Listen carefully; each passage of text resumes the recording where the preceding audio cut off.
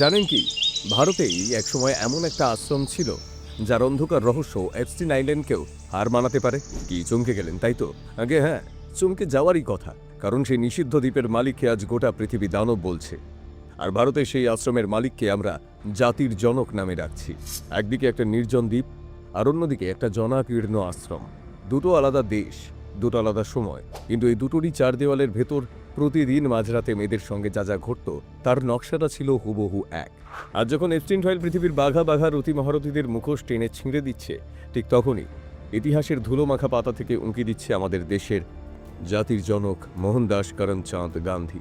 Just একবার ভাবুন, ৭ সমুদ্র ১৩ নদী পারে প্রশান্ত মহাসাগরের এক কোণে এমন এক দ্বীপ যেখানে দিনের আলো পৌঁছয় না, যেখানে শুধু রাজত্ব করে বিশ্বের কিছু ক্ষমতাবান মানুষদের গোপন লালসা। এই যে ফাইলটি দেখছেন ৩.৫ লক্ষ পাতার, এই একটা ফাইল সেই এপস্টিন আইল্যান্ডের অন্ধকার ইতিহাসকে সবার সামনে এনেছে, যা আজ পৃথিবীর সবচেয়ে শক্তিশালী মানুষদের ভিত নাড়িয়ে দিয়েছে। কিন্তু যদি বলি এই একই চিত্রনাট্য লেখা হয়েছিল বহু বছর আগে, ৭ সমুদ্র পারে নয়, আমাদের এই ভারতেই, আপনি কি বিশ্বাস করবেন? আগে হ্যাঁ, সেখানেও ছিল কিছু বিশেষ নিয়ম, আর সেখানেও চলতো মেয়েদের নিয়ে কিছু অদ্ভুত এক্সপেরিমেন্ট। এই আশ্রমের চার দেওয়ালের ভেতর ১৭ থেকে ১৮ বছর বয়সী মেয়েদের নিয়ে রাতে গান্ধীজি চালাতেন বিশেষ কিছু এক্সপেরিমেন্টের নামে তিনি এমন কিছু কাজ করতেন যা শুনলে কান গরম হয়ে যাবে আপনার। কিন্তু এই দুজনেরই পার্থক্য শুধু একটাই, একজনকে আজ পৃথিবী ঘৃণা করে আর আরেকজনকে জাতির জনক আর মহাত্মা বলে পুজো করে। কিন্তু কেন? মহাত্মা গান্ধী কি সত্যিই মহাত্মা, নাকি ব্রহ্মচর্যের মুখোশের আড়ালে লুকিয়ে এক বিকৃত কামনার মানুষ? না, এই অভিযোগটা আমার নয়, এই অভিযোগ তুলেছিলেন স্বয়ং জওহরলাল নেহেরু। আগে হ্যাঁ, আমাদের এই জাতির জনকের জীবনেই লুকিয়ে আছে এমন একটি নিষিদ্ধ অধ্যায় যেটা কোনো পাঠ্য বইতে নেই। কি বিশ্বাস হচ্ছে না তাই তো? ভাবছেন এপস্টিনের মতো একজন জঘন্য অপরাধীর সঙ্গে এক লাইনে মহাত্মার নাম কি জড়ানো উচিত হলো? তাহলে দাঁড়ান, আমি কিন্তু কোনো রায় দিচ্ছি না, আমি কাউকে বিচারও করছি না। ভিডিওর শেষে এর বিচার করবেন আপনি। আমি শুধু ইতিহাসের কিছু পাতা ধুলো ছেড়ে আপনার পাশে রাখব। একদিকে এপস্টিন আইল্যান্ড আর অন্যদিকে গান্ধীজির সাবরমতী আশ্রম। আমি শুধু একটা সুতো মেলাবো, আর সেটা হলো প্যাটার্ন। আর হ্যাঁ, আমিও জানি জেফ্রি এপস্টিন আর গান্ধী দুজন এক মানুষ নন। একজন আইনের চোখে অপরাধী আর আরেকজন সমাজের চোখে পূজনীয় ব্যক্তিত্ব। কিন্তু তাদের মনের গহীনে কোথাও এই অন্ধকার লুকিয়েছিল। আগে হ্যাঁ, এই দুজনের মধ্যেই কোথাও যেন একটি মিল খুঁজে পাওয়া যাচ্ছে। কি সেই মিল? সেটিই আজকে ভিডিওতে আমি খুঁজে বের করব। তাই এই চ্যানেলে নতুন হলে চ্যানেলটি সাবস্ক্রাইব করে বেল আইকনটি প্রেস করে দিন। আর এই ভিডিওটি ১ সেকেন্ডও স্কিপ না করে শুরু থেকে শেষ পর্যন্ত মন দিয়ে দেখুন। ২০ ডিসেম্বর ১৯৪৬। চারিদিকে তখন দাঙ্গার আগুন। অবিভক্ত বাংলা তখন জ্বলছে, আর সেই আগুনের আঁচ এসে লেগেছে নোয়াখালীর এক নির্জন আশ্রমে।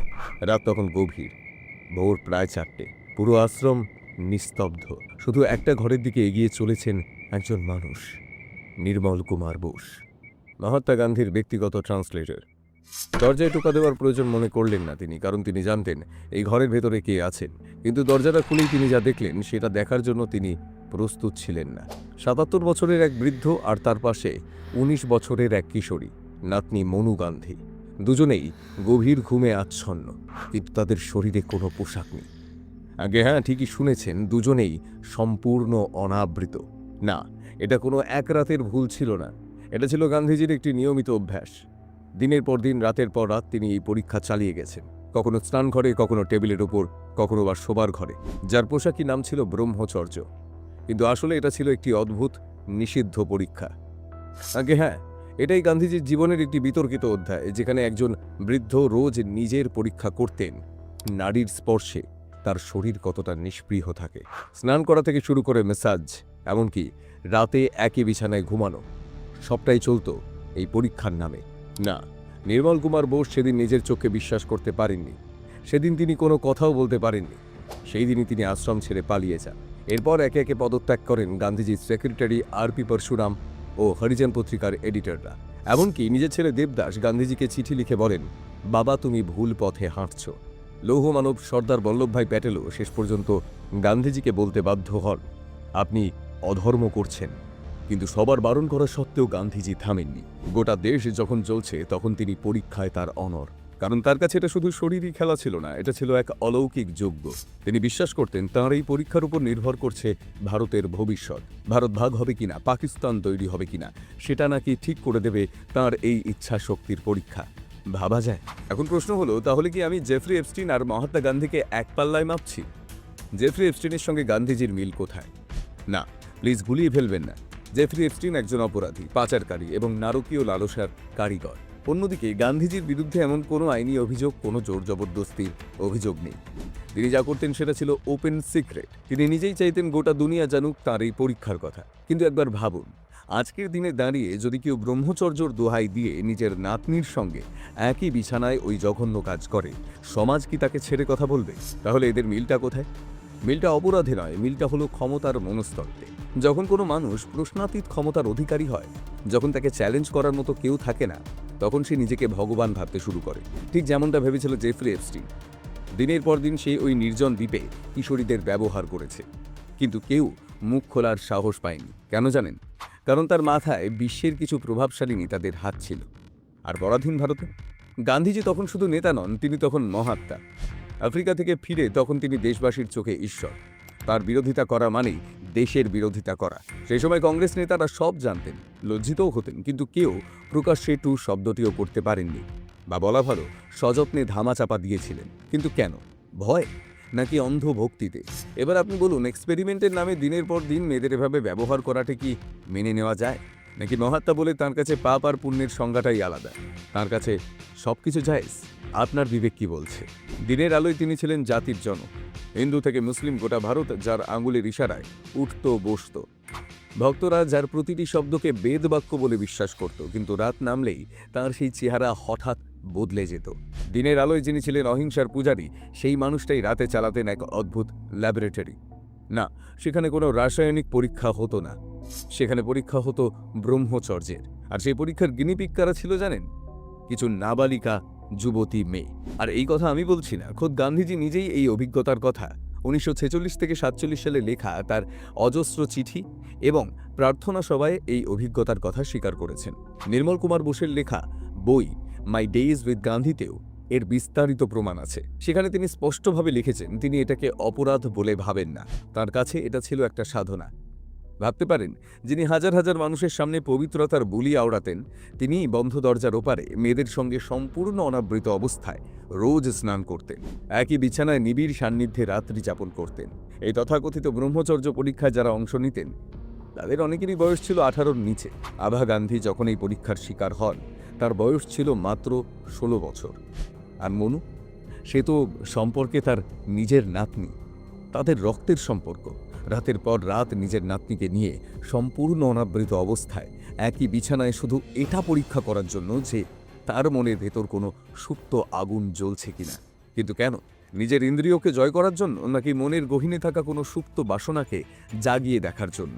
Gandhi, the years that change the world বইতে গান্ধীজির জীবনীকার রামচন্দ্র গুহ লিখেছেন, আভা এবং মনু গান্ধীর সঙ্গে গান্ধীজির প্রতি রাতে সম্পূর্ণ আবরণহীন অবস্থায় রাত্রিযাপন করতেন। গান্ধীজির ব্যক্তিগত সচিব নির্মল কুমার বোস তাঁর মাই ডেজ উইথ গান্ধী বইতে আরও এক ধাপ এগিয়ে লিখেছেন, গান্ধীজি তার নাতনি মনুকে বলেছিলেন, এটি পবিত্রতার পরীক্ষা। আমি যেভাবে বসনহীন অবস্থায় শয্যা গ্রহণ করি, তুমিও আমার পাশে একইভাবে এসো। এটি আসলে পরমেশ্বরের পথে এগিয়ে যাওয়ার এক কঠিন সাধনা। গান্ধী, নেকেড অ্যাম্বিশন এই বইতে ব্রিটিশ লেখক অ্যাডামস লিখেছেন, একদিন গান্ধীজি মনুকে বলেছিলেন, তুমি পাশে না থাকলে ওরা হয়তো আমায় শেষ করে দিত, তাই আজ থেকে আমরা একত্রে নিরাভরণ হয়ে শয্যা ভাগ করে নেব এবং আমাদের ব্রহ্মচর্যের গভীরতা পরীক্ষা করব। গান্ধীজির নিজের লেখা একটি চিঠিতে তিনি লিখেছিলেন, আমি মনুকে আমার পাশেই রাখছি, ও আমার সঙ্গে বসনহীন অবস্থায় শোয়, কিন্তু আশ্চর্যের বিষয় ও এত নিশ্চিন্তে ঘুমোয় যে রাত 2 থেকে 3টে ওকে ডেকে তুলতে হয়। এটা ওর চারিত্রিক শক্তির এক বড় লক্ষণ। 21শে ডিসেম্বর 1946 মনু তার ডায়েরিতে লিখলেন, আজ রাতে বাপু, সুশীলাবেন আর আমি একই বিছানায় ছিলাম। বাপু আমায় সস্নেহে কাছে টেনে নিলেন। অনেক দিন পর তাঁর সেই স্পর্শ পেলাম। তারপর একইভাবে রাত কাটানোর পর কোনো প্রকার শারীরিক আকর্ষণের ঊর্ধ্বে আমার অবিচল থাকার প্রশংসা করলেন বাপু। একবার জাস্ট ভাবুন, আজকের দিনে দাঁড়িয়ে যদি আপনি শোনেন ভারতের কোনো প্রভাবশালী ব্যক্তিত্ব, কোনো ধর্মগুরু বা নেতা মহিলাদের সঙ্গে এমন আচরণ করছেন, আপনি কি মেনে নেবেন? যদি উত্তরটা হ্যাঁ হয়, তবে জেনে রাখুন জেফ্রি এপস্টিনের সঙ্গে আপনার মানসিকতার বিন্দুমাত্র পার্থক্য নেই। শুধু ব্রহ্মচর্যের পরীক্ষায় নয়, মহাত্মা গান্ধীর আশ্রমে নৈতিকতার নামে চলত এক চরম প্রহসন। আফ্রিকাতে ফোনিক্স সেটেলমেন্ট ও টলস্টয় ফার্ম নামে দুটো আশ্রম ছিল তাঁর। গান্ধীজির ব্রহ্মচর্যের প্রথম পরীক্ষা এখান থেকেই শুরু হয়। সেই চার দেওয়ালের ভেতরে চলত এক অদ্ভুত রাজত্ব, যার নাম দেওয়া হয় নৈতিকতার ল্যাবরেটরি। সেখানে স্বামী আর স্ত্রী দুজন আলাদা সত্তা নয়, বরং তারা ছিল গিনিপিগ। তাদের এক ছাদের তলায় থাকা বারণ, একে অপরকে স্পর্শ করা বারণ। ভাবুন তো, আপনি বিবাহিত, কিন্তু নিজের স্ত্রীর পাশে শোয়ার অধিকার আপনার নেই, কারণ সবাইকে ব্রহ্মচারী হতে হবে, আর সবার একমাত্র লক্ষ্য হবে গান্ধীজিকে খুশি করা। একে আপনি কি বলবেন? ভক্তি, নাকি এক্সট্রিম সুপ্রিমেসি, নাকি এক ধরনের স্বৈরাচার? এমনকি কে কি খাবে সেটাও গান্ধীজি ঠিক করে দিতেন। আশ্রমে সবজি, দুধ, ফল ঢোকা নিষিদ্ধ করেছিলেন তিনি। খাওয়া দাওয়ার ব্যাপারে নিয়ম এতটাই কড়া ছিল যে আশ্রমের সদস্যরা বারবার সিভিয়ার কনস্টিপেশনের শিকার হতেন। এটাও ছিল মহাত্মা গান্ধীর এক্সপেরিমেন্টের একটা অংশ, যেখানে গিনিপিগের মতো ব্যবহার হতো আশ্রমের আশ্রিতারা। দিনের পর দিন জোর করে গেলানো হতো বিস্বাদ খাবার, কিন্তু পালানোর পথ ছিল না, কারণ গান্ধীজি বলতেন এটাই শরীর শুদ্ধ করার রাস্তা। কিন্তু সবচেয়ে শকিং টুইস্টটা কি জানেন? এই আশ্রমে প্রেম ভালোবাসা ছিল সম্পূর্ণ নিষিদ্ধ।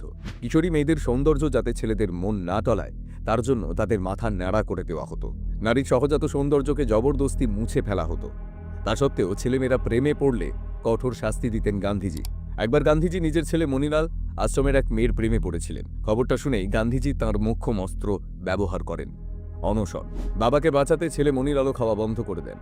কিন্তু অবশেষে 7 দিন পর মণিলালের ভালোবাসা হেরে যায়। মণিলাল ব্রহ্মচর্য পালনের প্রতিজ্ঞা নিতে বাধ্য হয়। কিন্তু সেই মেয়েটির সঙ্গে কি হলো? এই ঘটনার পর তাঁর সামাজিক অস্তিত্বকে যেন এক লহমায় মুছে ফেলা হলো। মেয়েটির কেশ কর্তন করে, অলংকার কেড়ে নিয়ে শুভ্র বসনে তাকে অকাল বৈধব্যের রূপ দেওয়া হলো। বিয়ে হলো না, অথচ এক অদৃশ্য নিয়মের জাঁতাকলে তাকে ঠেলে দেওয়া হলো এক অন্ধকার নিঃসঙ্গতার দিকে। বাকি জীবনটা তাঁকে কঠোর উপবাস ও অনুশাসনের শিকলে বেঁধে দিলেন মহাত্মা। একবার ভাবুন তো, সামান্য হৃদয়ের টানের জন্য কাউকে এভাবে জীবন্ত অবস্থায় সমাজচ্যুত করা যায়? আপনার বিবেক কি বলছে? শুধু আফ্রিকা নয়, ধীরে ধীরে এই বিষ ছড়িয়ে পড়ে ভারতেও। সাবরমতী, নোয়াখালী, সেবাগ্রাম জায়গা বদলালো, কিন্তু নিয়ম বদলালো না। গান্ধীজি চাইলেন আশ্রমে স্বামী স্ত্রীর মধ্যে কোনো সম্পর্ক থাকবে না। মহিলারা সব ছেড়ে শুধু তাঁর প্রতি সমর্পিত হবে। আর এই ব্রেন ওয়াশ এতটাই গভীর ছিল যে জয়প্রকাশ নারায়ণের স্ত্রী প্রভাবতীর মতো মহিলারা নিজের সংসার ভেঙে দিলেন শুধু বাপুর নির্দেশে। কিন্তু এখানেই একটা বিরাট বড় প্যারাডক্স আছে। সবাইকে ব্রহ্মচর্য পালন করতে হবে, শুধু একজন বাদে, তিনি স্বয়ং মহাত্মা গান্ধী। কিন্তু সবার জন্য এক নিয়ম, আর তাঁর জন্য আলাদা নিয়ম কেন? দিনের আলোয় তিনি অন্যদের সংযম শেখাতেন, আর রাতের অন্ধকারে তিনি সম্পূর্ণ বিবস্ত্র হয়ে শুতেন অন্য নারীদের সঙ্গে। আশ্রমের প্রতিটা মেয়েকেই তাঁর কাছে ব্রহ্মচর্যের পরীক্ষা দিতে হতো। তাদের বোঝানো হতো এতে কোনো নৈতিক ভুল নেই, এটা আধ্যাত্মিক ত্যাগ। মনু, আভা, সুশীলা, লীলাবতী, তালিকাটা অনেক লম্বা। কেউ ভয়, কেউ বা অন্ধভক্তিতে না বলতে পারেনি। আর যারা একটু ইতস্তত করত, তাদের উপর চালানো হতো এক সাইকোলজিক্যাল গেম, গ্যাস লাইটিং। ভিকটিমকেই তখন বানিয়ে দেওয়া হতো অপরাধী। গান্ধীজি তাদের চোখে চোখ রেখে বলতেন, তোমার মনে নিশ্চয়ই পাপ আছে, তোমার নৈতিকতা দুর্বল, তাই তুমি আমার সামনে সম্পূর্ণ অবারিত হতে কুণ্ঠাবোধ করছো। জাস্ট ভাবুন একবার, কোনো নারীর স্বাভাবিক শালীনতা বোধ বা লজ্জা পাওয়াটাকেই তিনি পাপ বলে দাগিয়ে দিতেন। দিনের পর দিন এই গভীর মানসিক চাপের মুখে আশ্রমের মেয়েদের মন ভেঙে চুরমার হয়ে গিয়েছিল। পরবর্তীকালে তাদের অনেকেই তীব্র মানসিক অস্থিরতা আর স্নায়বিক বৈকল্যের শিকার হয়েছিলেন। তিলে তিলে শেষ হয়ে গিয়েছিল তাদের স্বাভাবিক জীবন। গান্ধীজি বলতেন এটা আধ্যাত্মিক গবেষণা। আর আজকের যুগে জেফরি এপস্টিন কি বলতো জানেন? ট্রান্সহিউম্যানিজম। এবার প্যাটার্নটা ভালোভাবে বুঝুন। গান্ধীজির আশ্রম ছিল আধ্যাত্মিক ল্যাবরেটরি, আর এপস্টিনের দ্বীপ ছিল বায়োলজিক্যাল ল্যাবরেটরি। নিউ মেক্সিকোর র্যাঞ্চে জেফরি তৈরি করেছিল বিশাল সায়েন্স ল্যাব। সেখানে ট্রান্সহিউম্যানিজমের উপর গবেষণা হচ্ছিল। নিউ মেক্সিকো র্যাঞ্চকে ব্রিডিং হাব বানিয়ে ফেলেছিল জেফরি। একই সঙ্গে অনেক নারীকে ব্যবহার করে নিজের বংশলতিকাকে এক অবিশ্বাস্য স্তরে নিয়ে যাওয়া।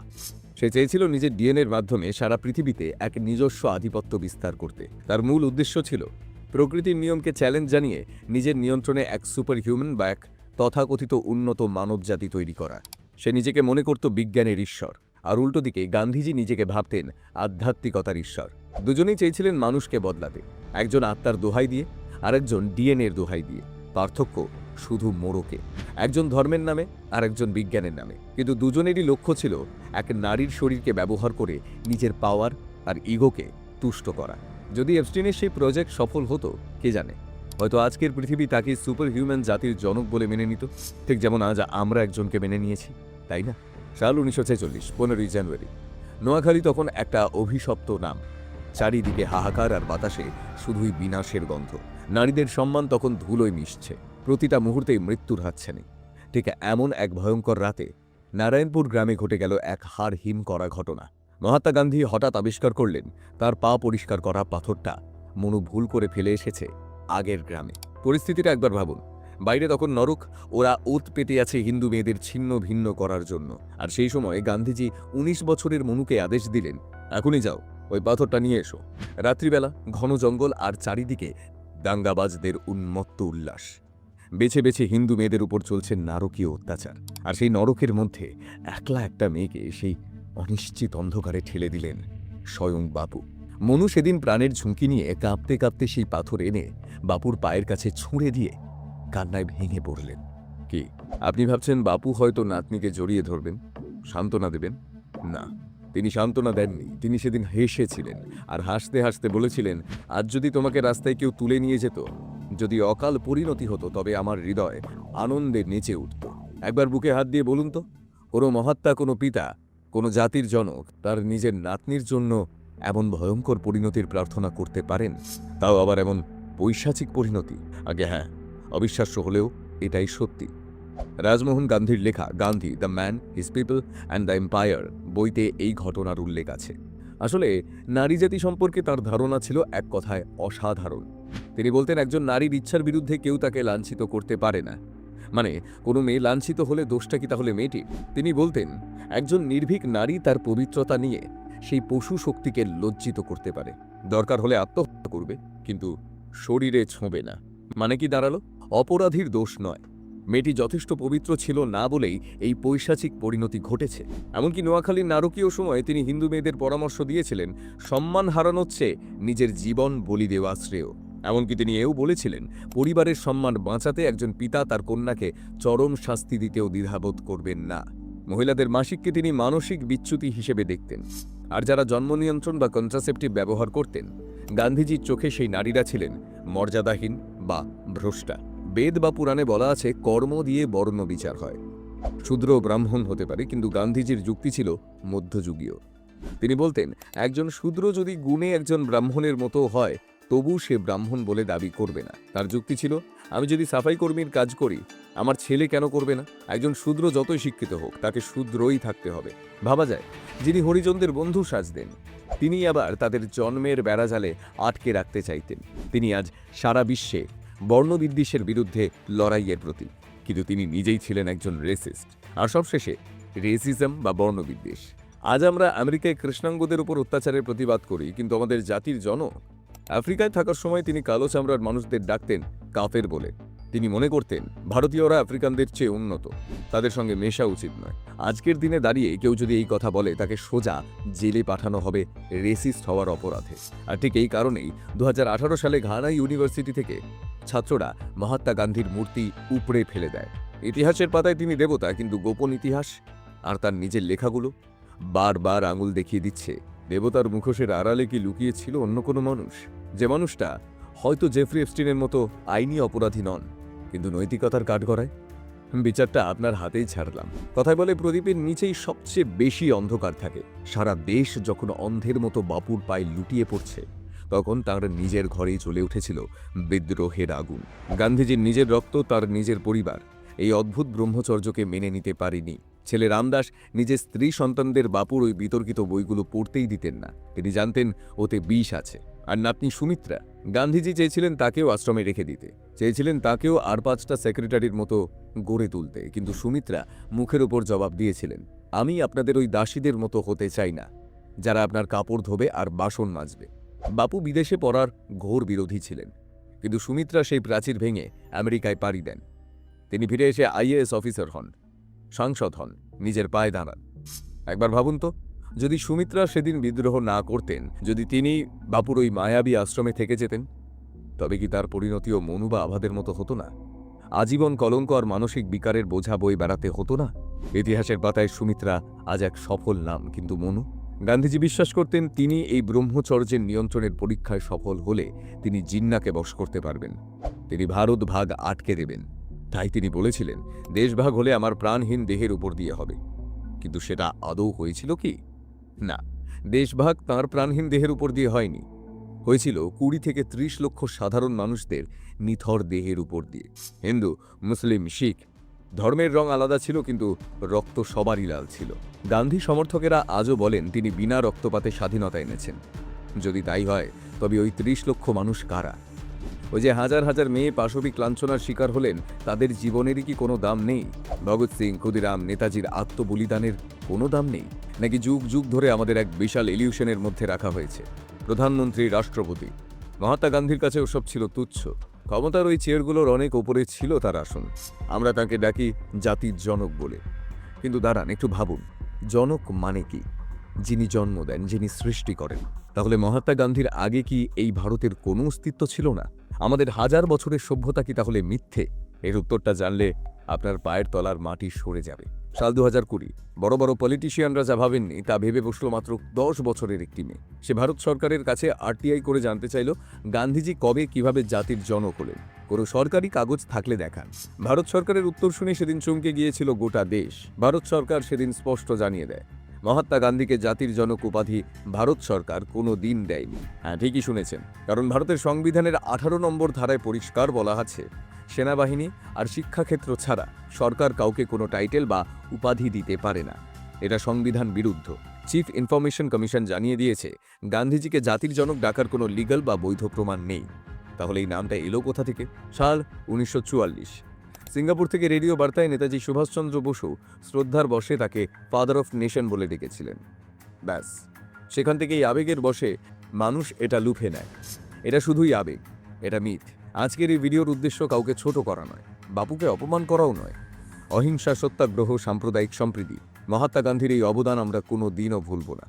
ইতিহাসের তার নাম স্বর্ণাক্ষরেই লেখা থাকবে। কিন্তু মনে রাখবেন, কেউই দোষগুণের ঊর্ধ্বে নন, কারণ এরা কেউই ভগবান নন। আমি শুধু মুদ্রার সেই অন্ধকার পিঠটা আপনার সামনে তুলে ধরলাম। জানি সচরাচর কেউ কথা বলতে চায় না। কাউকে অন্ধভাবে ভক্তি করার আগে যুক্তি দিয়ে ভাবুন। ভিডিওটা শেষ করার আগে আপনার বিবেকের কাছে আমার মাত্র দুটো প্রশ্ন রইল। যদি আপনার মেরুদণ্ড সোজা থাকে, একমাত্র তবেই কমেন্ট করে উত্তর দেবেন। আরটিআই রিপোর্টে প্রমাণ মিলেছে সরকার গান্ধীজিকে জাতির জনক উপাধি দেয়নি। সংবিধানেও এর কোনো জায়গা নেই। এরপরেও কি আপনি অন্ধের মতো ওনাকে জাতির জনক বলে ডাকবেন? নাকি সময় এসেছে তাকে শুধু একজন কংগ্রেস নেতা বা স্বাধীনতা সংগ্রামী হিসেবে দেখার? কমেন্টে আপনার মতামত লিখুন।